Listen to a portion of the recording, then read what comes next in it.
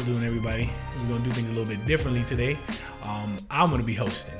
So I just want to welcome you guys back to Random Conversations. I'm Noel. And I'm Danielle. And we're here to bring you some interesting topics. We found them interesting. We hope that you guys do. They're very different. First, we want to talk about Sinners and the Oscars and the fact that they were nominated for 16 different categories. Most notably, Best Supporting Actor, Best Supporting Actress, Best Actor, and Best Picture. I think 16 nominations was the most. Was it the most ever? Yeah, the most ever for a movie. The most ever for a movie. So I want to ask you, what do you think about that? Do you think that it was deserved? Do you think that the Oscars are putting on, or do you think that it was? I'm like it was, in the it was middle. Just right? I do think it's deserved, but I'm like 16 is kind of much. I mean, I saw the movie and I thought it was a great movie. Was it the greatest movie I've ever seen? Not really. Not really. But then again, I shouldn't say, because I'm not a big movie watcher. No, but you watch movies. I watch movies, but it's not. Did it resonate with you?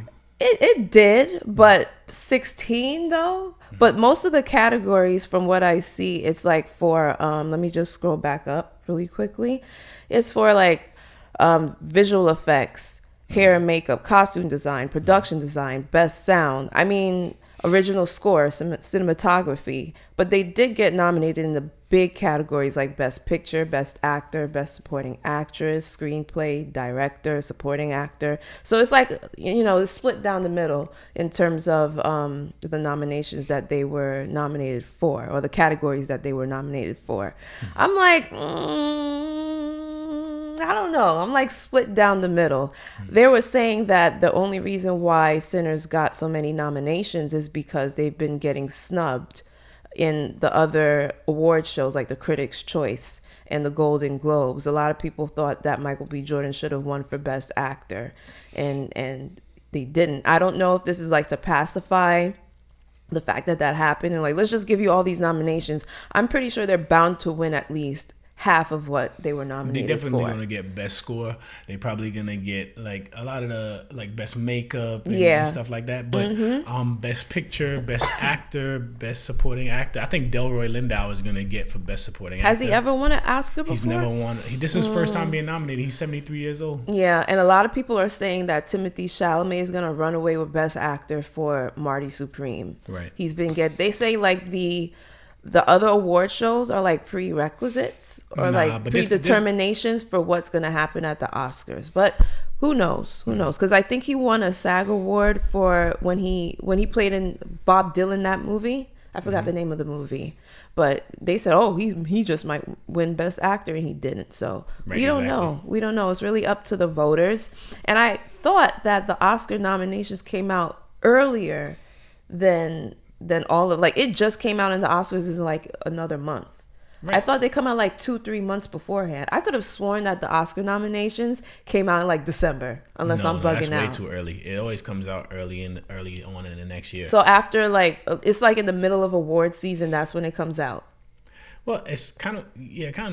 This is not new. Mm-hmm. This is how it normally goes. I personally think that Sinners should get Best Picture. And I think that Delroy Lindo should get Best Supporting Actor. When it comes to Best Actor, I do think Michael B. Jordan deserves Best Actor, because to play two twins. Right, but my thing is, I can't speak on it because I haven't seen the other movies and the other actors who did what they did in the movies that they're nominated for, in order to say whether or not I think Michael B. Jordan should make it. Because a lot of people have been given a lot of criticism because of the Critics' Choice and the Golden Globes, and because Timothée Chalamet has been kind of like racking up the awards this season. But I'm like, maybe his performance was just that damn good, right? Sometimes you could do a great performance and somebody could do just slightly better than you. That's possible, right? Me personally, I thought Michael B. Jordan did a fantastic job in Sinners. He played two twins, completely different. You know, one was the quiet, silent, strong, stoic type, and one was the more outgoing, boisterous, sociable, boisterous type, right? Hothead kind of type, right? And he played them completely different, right? And he did a fantastic job in doing it.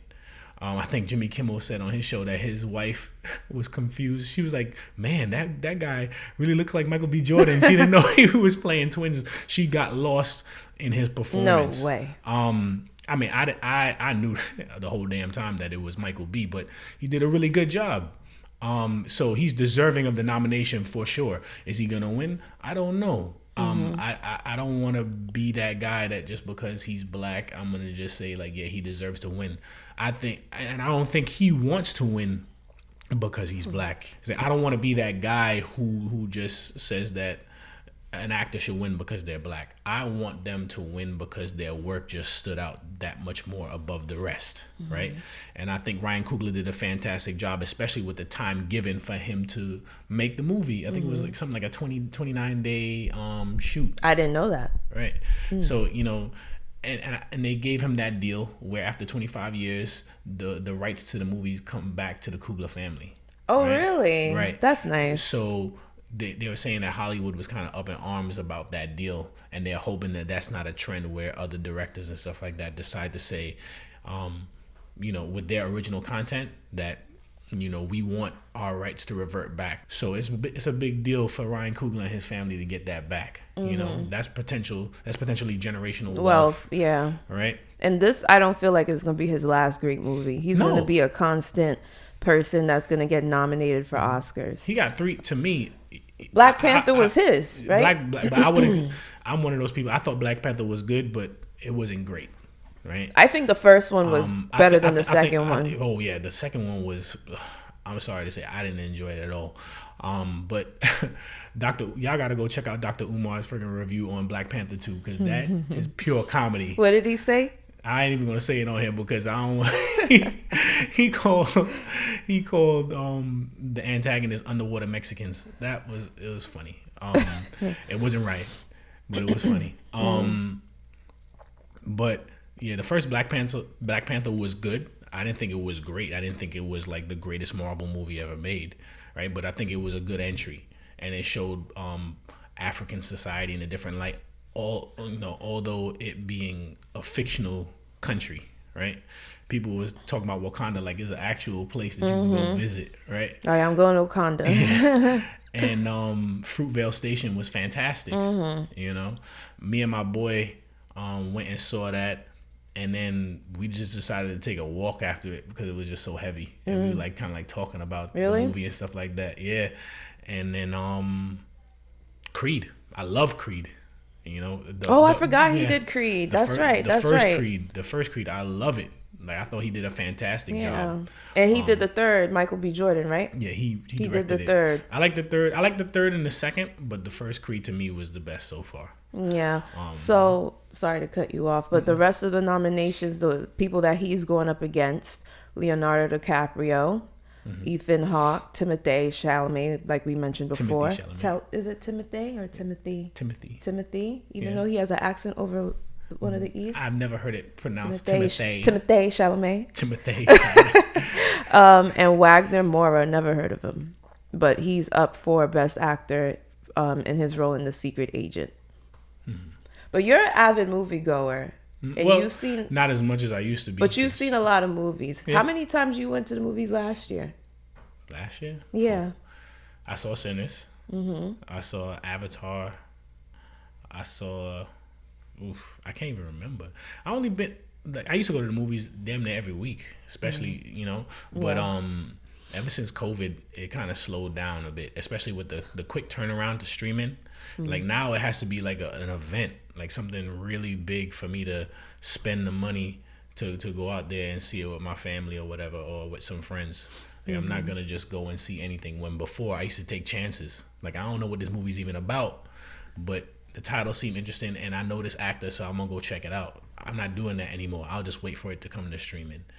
But I was gonna ask you what's the best movie you saw in 2025, but you just gonna tell me Sinners because that's the one you saw. No, but I saw Avatar, Fire and Ash, and I thought Avatar, Fire and Ash was really good too. I think they're nominated for Oscar as well. Yeah, probably for visual effects and stuff like that, but not for like Best Picture. Probably more so on the VFX side. But I think it was a really good movie. People like to give it shit because they feel like it's unoriginal, but I'm like, the man created an entire planet and ecosystem from nothing. Didn't you see F1? Oh yeah, so F1 was real good. Yeah, F1 is nominated for Best Picture, and it should be. F1 was real good. That's with Damson. Yeah, Damson Idris. Ooh, and to be spicy, you know, Damson Idris is dating Lori Harvey, and Lori Harvey used to date Michael B. Jordan. They're gonna be all in the same area. I don't think Michael cares. And Damson, and to be fair, Damson is there to collect a Oscar for the movie he was in, whereas you know he's gonna be there. Yeah. Whereas Michael is there for Best Actor. Ooh, what if he wins? Because he's nominated for his performance. What if he wins? That would be awkward. Why would it be awkward? He's not there for her. There's like hundreds of other people. Inside. You know she's gonna be sitting there like. No, she probably gonna clap. They didn't. Just because they broke up doesn't mean that they broke up on bad terms. It doesn't mean. It just means that it didn't work out. I don't know. I'm being spicy. Never mind. I was just being a little spicy. Well, you be spicy. I'm gonna be realistic. Man, all right, and you be realistic. My man got Somebody here has to be realistic. My man got too much shit going on in his life to be worried about what the hell Lori Harvey doing. Yeah, I mean he's collecting Oscars. Hopefully. Well, hopefully. Hopefully. I mean, I'm a Michael B. Jordan fan. I like Timothée Chalamet too, but just on the outside looking in, not seeing Timothée Chalamet's thing, I'm a little biased and I'm gonna pull for Michael. But I definitely want to check out Marty Supreme before the Oscars to see what all this hype is about. I don't know if it's on streaming service though. It might be. You might be able to pay for it. But they said that one of them, rent it. I think Supreme. Sinners is going back into theaters. Yeah. I guess so people could sit and watch it. One last push, you know. Yeah.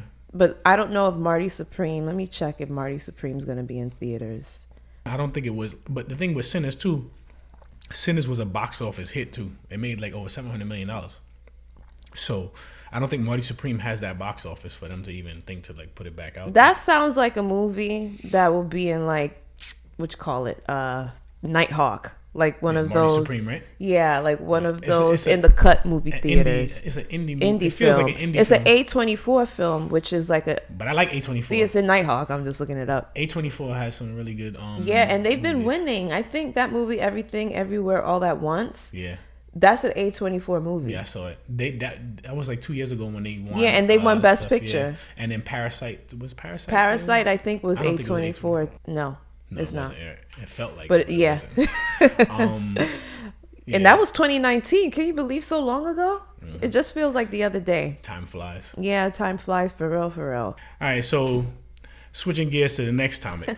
I can't believe he took my hosting gig. So go ahead. Switching gears to the next topic, right? Host stealer. This is you want to be the talent and the host? Can I direct this show in you can't in the be direction it both. needs to go? Yeah, I sure can. No, you can't. I'm quite excellent in what I do. Switching gears to the next topic. I'm cutting that out. Right. This is not my topic, by the way. You wanted to discuss these white people problems, right? To steal a line from Charlemagne, right? So rich white people problems. You know, the Beckham family has been in the news lately for some drama concerning their son Brooklyn, who recently got married. Apparently, he during the wedding day, when it came down to the first dance between him and his wife, his mother hijacked it, which caused a major rift. Now they're not speaking. They have other issues apart from that. I'm sure they have other issues, because that's not enough to cause a rift in the way that it is. I think that was the straw that broke the camel's back. But I would like you, since it's your story, can you kindly elaborate on what's going on in this particular situation with this family? So it looks like it's going to be a he said, she said type of ordeal. Because Brooklyn Beckham has come out and said that his family straight up does not like his new wife.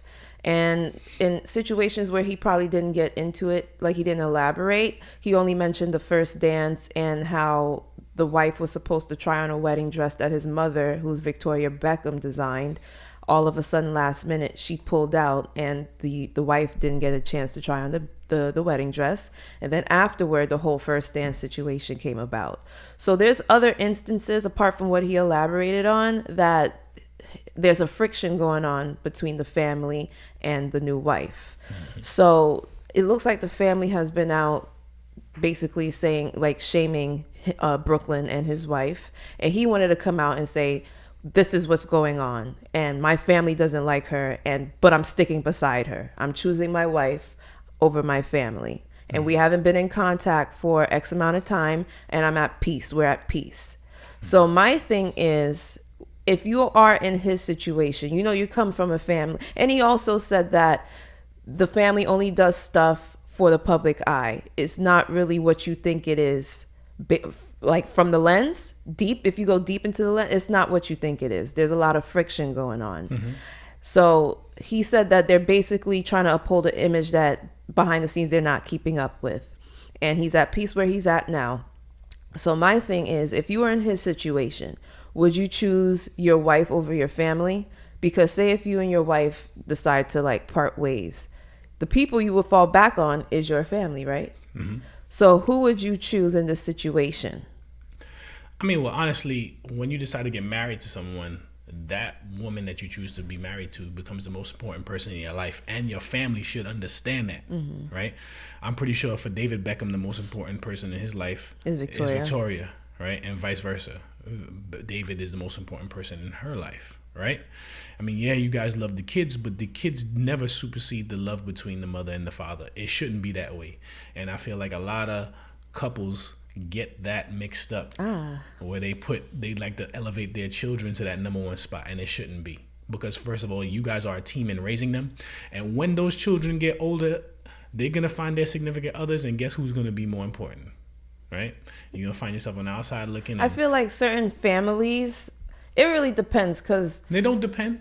A lot of married couples bring their parents, their in-laws in to live with them. But that doesn't mean that they supersede. Your in-laws might be living with you for a plethora of different reasons. I think you guys, because a lot of married couples don't like the fact that, well, some, I shouldn't say all, don't like the fact of their parents in the house with them. It's like, I moved away to get away from you. Now I have to bring you back in. Right.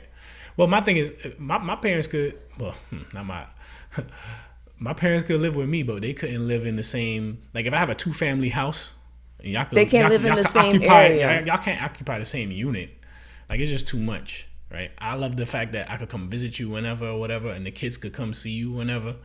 But I don't need us fighting for the bathroom in the morning and stuff like that. I don't need us, like, moving around each other in the kitchen and all that stuff, Like, you grow out of those things. Like, I flew the nest, right? And now I'm making my own nest. You know what I'm saying? But yeah, you should always choose your wife.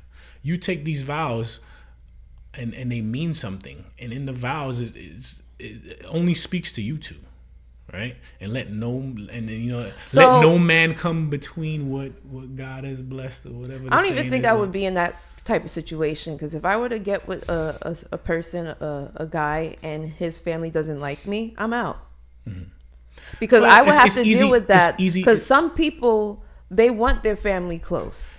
It's easy. Some people are not gonna easily cut off their family. It's not about that as much as, because you have to look at the situation, and a lot of women who are married can kind of understand, right? Your wedding day is one of the most sacred, anticipated sacred days. It's supposed to be a day celebrating you and your husband, right? Everyone coming there is supposed to be there, all gathered together to celebrate the married couple, right? The spotlight is on you guys, not your mom, not your dad, not your sister, your brother, or anybody like that. It's supposed to be on you guys, and everybody's supposed to be facilitating that. Everybody's supposed to be supporting that.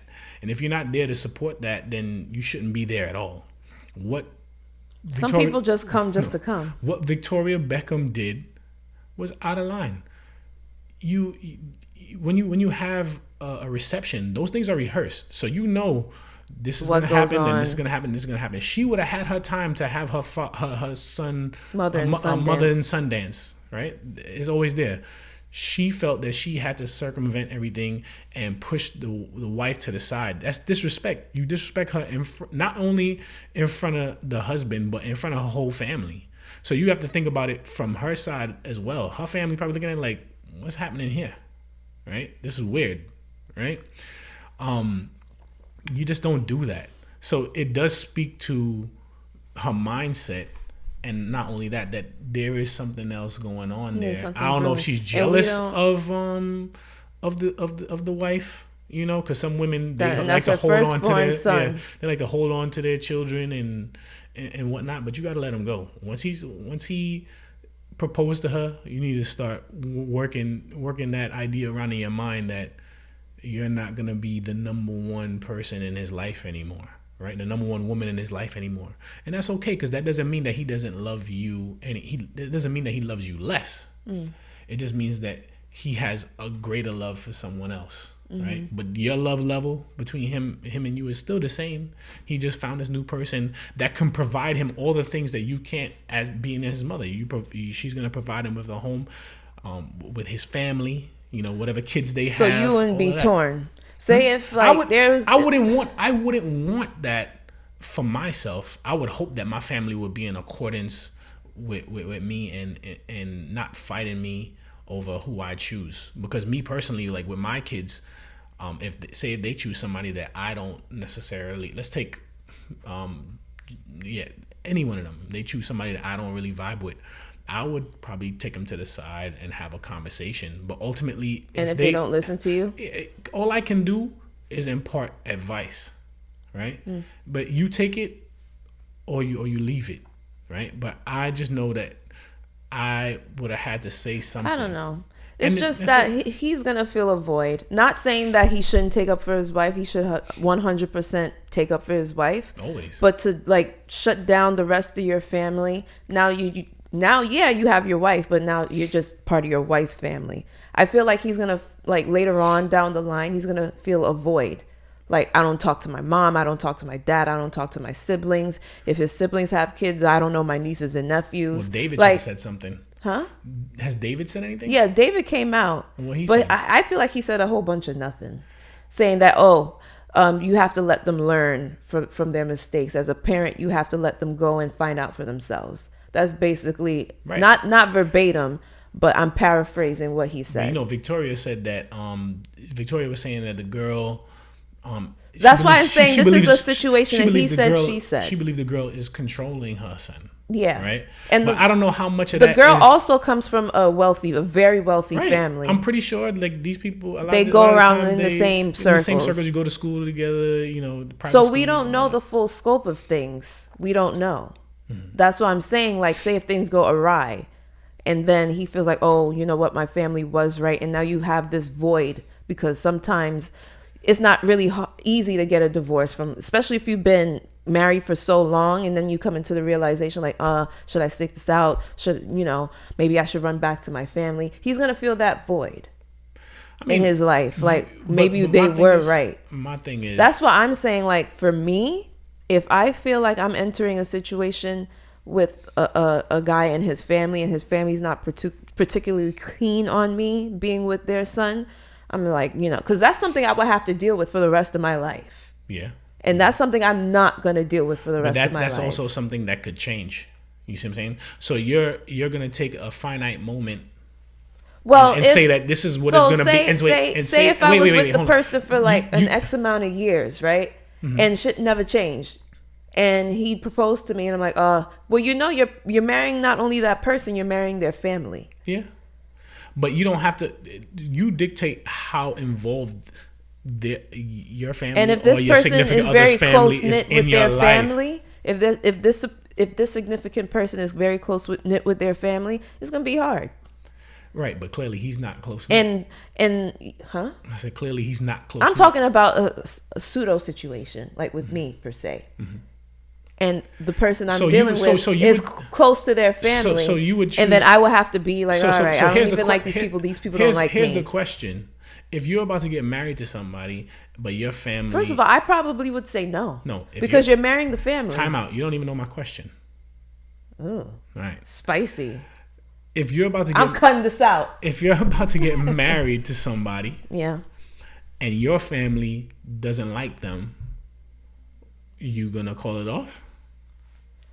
I'm gonna be miserable. Are you gonna call it off? Yes or no? Probably, yeah. I'm gonna be miserable. So you be in love with this person. You like, that's my person. And for whatever reason, your family just don't think, like, maybe he isn't. Maybe he came from a checkered past, and they just don't feel like he can change, or maybe he just doesn't provide what they expect that a man to provide for their daughter, you know, and you know what he's capable of. You know what I'm saying? Mm-hmm. You know that he can get there, but your parents don't see it, and so they're like staunchly against it. You're gonna just throw that relationship away because of your parents? I'm not gonna let.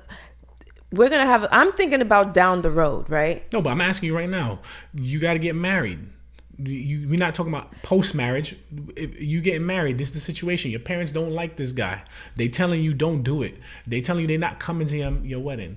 All of this stuff. Are you going to marry the person that you think is your person? I don't know. Is yes or no? I don't know.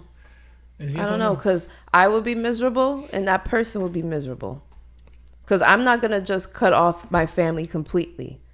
And if they're going to be around... Well, they probably won't cut you off. They might just not deal with him. So, like, you might be able to go visit with the grandchildren and all that stuff, but they, like, you know, keep that man over there.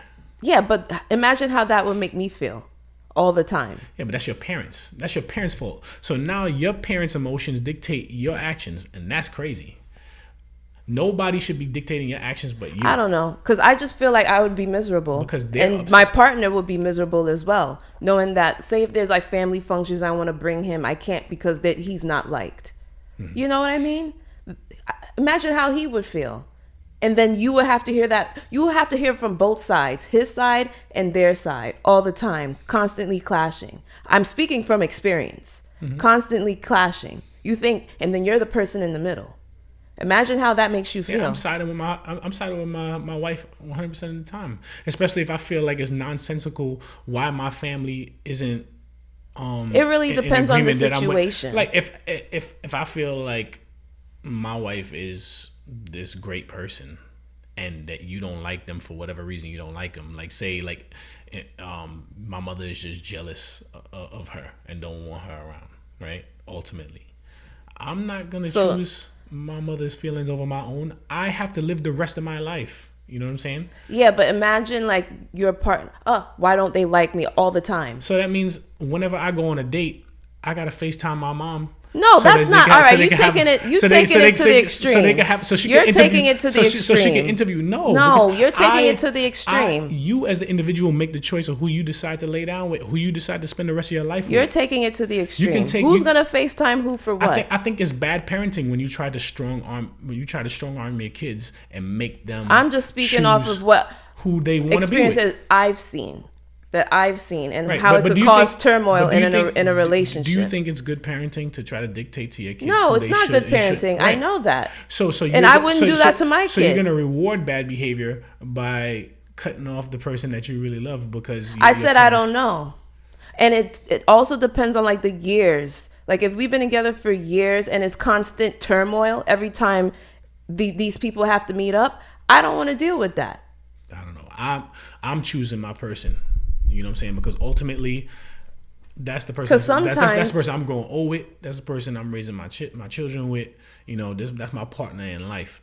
So if constant badgering, I don't like this person. I don't like that person. Like who wants to deal with stress? It ain't got to be constant badgering. And the thing is too, you got to put down boundaries with anybody who you're dealing with, even your parents. I'd be like, hey, that's my wife. You can't talk to her like that. Don't disrespect her like that. I guess it's easier for men than she women. didn't come in here with guns blazing, lighting you up with insults. So don't do it to her. It's just being an adult. I think it's easier for men to do that than it is for women. I know. But that's why I said David Beckham should have said something. He should have killed it all day. Because men, they could be like, all right, peace out. Because most of the time when their parents get old, they not sticking around. They sticking their ass in a nursing home. When the female they're more around, and there's statistics showing that more parents want girl children because they know when the the woman, when she becomes a woman and the parents become old, she'll be the one to make sure that everything is taken care of in the house. So you think that's why more Americans are choosing to have girl child? Yeah, that it says so in the statistics. Because when they grow old, the boys, they're going to go about their business and live their own life with their own family, while the girls will be making sure, oh, mom needs this. Oh, dad needs that. Well, let's dive into that, because she found something kind of interesting. I didn't really get an opportunity to really. So it's easier for men to just get up and like, all right, peace out, right, and they go off into the sunset with their situation. But for females, like, we don't want to see our mom in a nursing home. We want them close. We don't want to see our dad in a nursing home. We want them close. So it's different for men than it is for women to say, oh, I'm just leaving with my husband and that's it. I don't think it's easy for anybody to leave their parent in a nursing home. But you also got to think, am I equipped to take care of this individual depending on where they are physically, right? Now, if you're dealing with Alzheimer's and you're a flight risk, where I can't leave you home. And my mom is married. She has her own family. But she said over her dead body, even though she has siblings, over her dead body was she putting her mother in a nursing home. Right. But that's and my dad, his mom is all the way in Florida, and all they do is talk on the phone. That's it. She lives in Florida. I know, but he wouldn't jump on a plane to see her every 2 seconds if she's in the hospital. I mean, we have family down there, and I think that's probably what makes him feel better, is that there's family down there. But all her kids live up here. All her kids live up here. But she has like brothers and sisters that live down there. Maybe that's the reason why. But it depends on the situation. I don't know. I think that it's exactly what you said. It depends on the situation. I'm not just gonna make a blanket statement that daughters are just. But most of the time, like, if you had to put a percentage on it, most daughters would be there for their parents more so than sons. If you have to put a percentage on it, and you can't tell me I'm wrong. I mean, well, I can't tell you I'm wrong if the percentage is percentage, right? But what I'm saying is, I'm just gonna say that there are plenty of men out there that will take care of their parents in a pinch. You know, if it's necessary. Like, would you? They're gonna uplift. They're gonna do what they have to do. If your mother were to a point where she has to have somebody there all the time, you would move her in. Yeah, she has to move in because she can't be by herself. And certain, like, not all married couples will want that. Like, oh my God, my in-laws are, because people, oh my God, my in-laws. Yeah, well, it depends on the type of in-laws that you have. Some in-laws. So that's what I'm saying. Some in-laws. So say if I'm in a position, I'm married to my husband, right? Knowing damn well he don't get along with my mama. But she's at a point where she has to live with me. And it's constant clashing all the time. Do you think, I don't want to deal with that. Well, I love my mom and I love my husband, but they can't get along. Yeah, but your mom don't respect your husband. So in a way, she don't respect you. I don't know about respecting me. Yeah, she's not respecting your decision on who you chose to live your life with. I don't know. I I like to live in peace. I don't like any type of like nagging and all that shit. I can't do it. If she's disrespecting somebody in your presence that you love, that's disrespect well, this is all it's not a real situation. I just want to put that out there. I'm just speaking hypotheticals because I know my mom. She would love anybody that walks through the door. I'm just speaking hypotheticals. That's all. Yeah, I just think that a parent's role is to support their child in every decision that they make. You know, you can give them advice on how to proceed. Because I made a lot of decisions and my mom is still there and she never disrespected anybody. I'm just putting that out there. I'm just speaking hypotheticals. I don't want people to think, oh, her mother must be crazy or her dad must be crazy. It's not the case. But go ahead. Right. So it's like, a parent's job is to support their kids in whatever decisions that they make. You're not supposed to try to dictate to them what they should and shouldn't do. You have to let your kids make mistakes. You have to let them live their life. Only through experience. Experience is the greatest teacher. You know what I'm saying? If you feel they're about to make a mistake, and that's what David Beckham said. Right. If you feel that they're about to make a mistake, you have to let them make the mistake, but be there to cushion their fall. I think Victoria did not handle that situation in the best way possible. The optics is just terrible. They even had the DJ on there, and he was talking, and he was talking about how it went down, and he was saying the dance itself wasn't really inappropriate. It was just when it happened, because it was supposed to be an appropriate time, right? And any wife, and any wife who's had their wedding day planned out, and you agonized over it for months, everything from what is going to be served there to does my dress fit and all that stuff, you finally get to this day, and it's going and it's going and it's going well, and then all of a sudden that happens, especially when you don't have the greatest relationship with this woman. Like, it's a big slap in the face, and and the woman it's wildly inappropriate. The woman also has to be strong to be dealing with that, right? But she ran off. They said that she like went off and cried, right?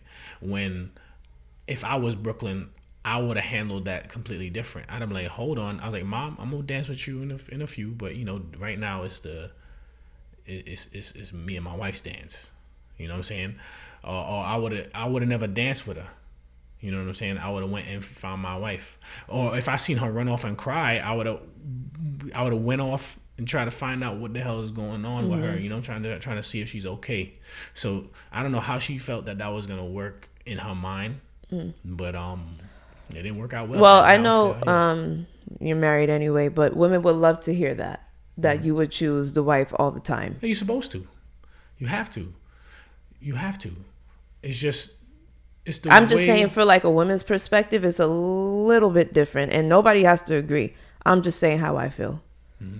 You have to choose your wife, and if that's somebody that you're not gonna choose in every situation, then maybe you need to rethink the person that you're with, because that person is supposed to be your partner through thick and thin. You know what I'm saying? When you going through your down times, she's gonna be there.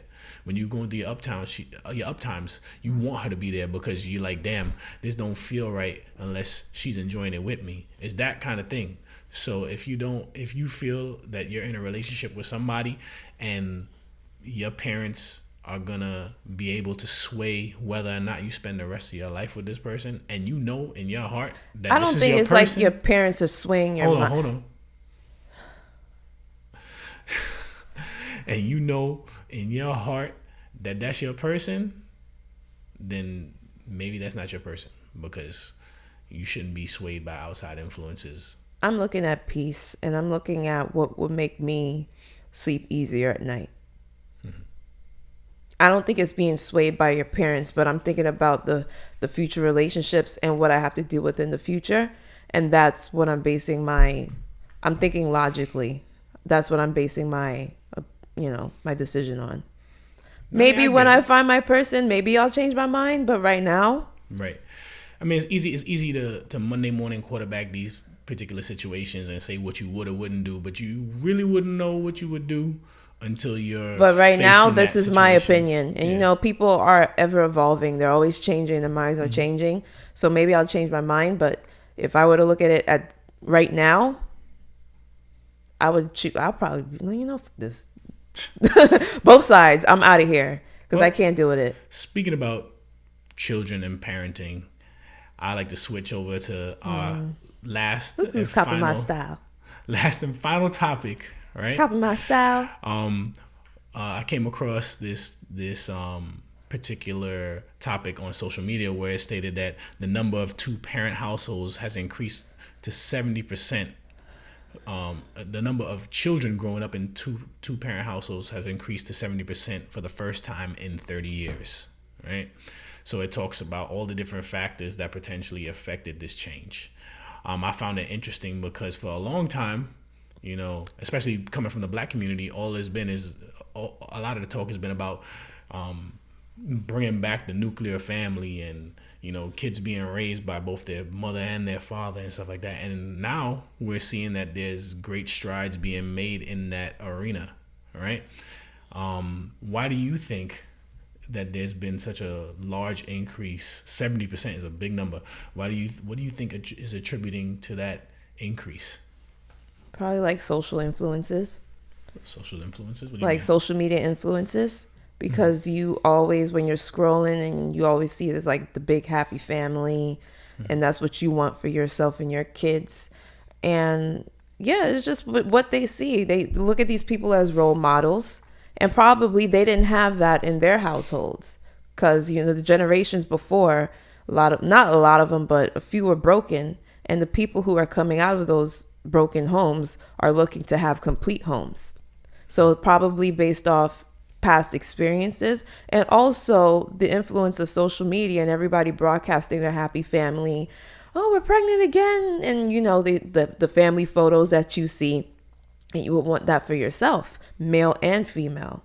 So that's what I think, contributes to the rise, because that's a big jump, right? 70% is over half. And it's not from some BS outlet. This is numbers taken from the U.S. Census. Yeah, so that's what I feel. And I feel like it's going to get higher and higher because a lot of people, like these kids are coming from more stable homes. They're going to want a stable home for their kids. So it's going to continue to happen, know? Yeah, when I first read it, I was kind of struggling to find out what I thought the reasons were. And then when I really thought about it, I remember the topic that we had not too long ago. I think it was last episode where we said that men 35 and older, when they get married, they don't seem to and divorce. A lot more women are having kids later in life. Right, exactly. So I think a lot of it has to do with the timing in which people are getting together, getting married, and having children. Because I feel like with the emphasis on career and traveling and living your life, I feel like people are putting off like marriage and kids to they want to do that when they're young, right? So now when they're having the kids and they're married, they're more settled, and they're in it for the long haul, right? I think that has a big reason to do with it.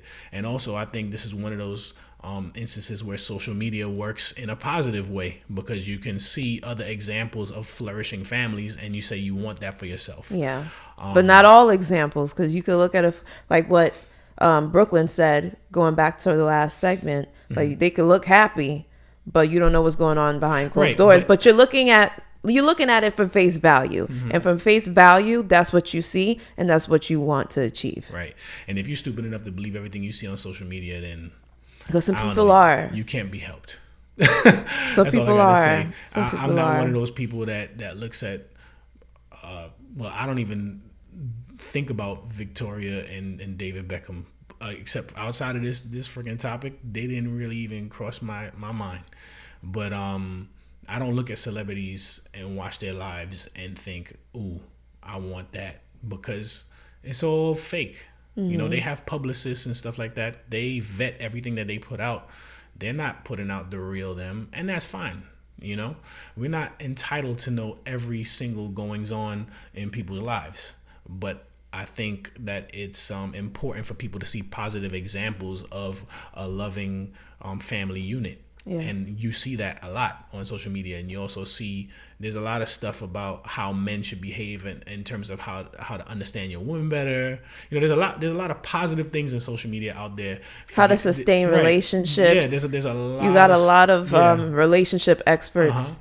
But not even that so much too. You could find statistics. You hear from other married couples. Like, so this is some of the positive aspects of social media. Like, there's a lot of information out there that you could digest in a way that's easy for you to digest, as opposed to going to the freaking Brooklyn Public Library or whatever and getting a big thick ass book and trying to decipher from it what you get from it. You get a nice little like 40-second clip, that you can digest quickly on the go, and it gives you that positive dopamine boost of a view of a nice family. And with that being said, I'd like to wrap up this episode of Random Conversations. It's been fun being your host. My name is Noel. And my name is Danielle. And thank you guys for joining us for this episode. I'd just like to ask that you guys like, subscribe, and comment on all our social platforms. We're on YouTube, Instagram, TikTok.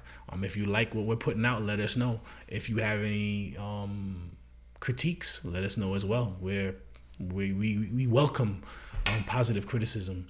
And also, if you find any topics that you find interesting that you would like for us to discuss, let us know.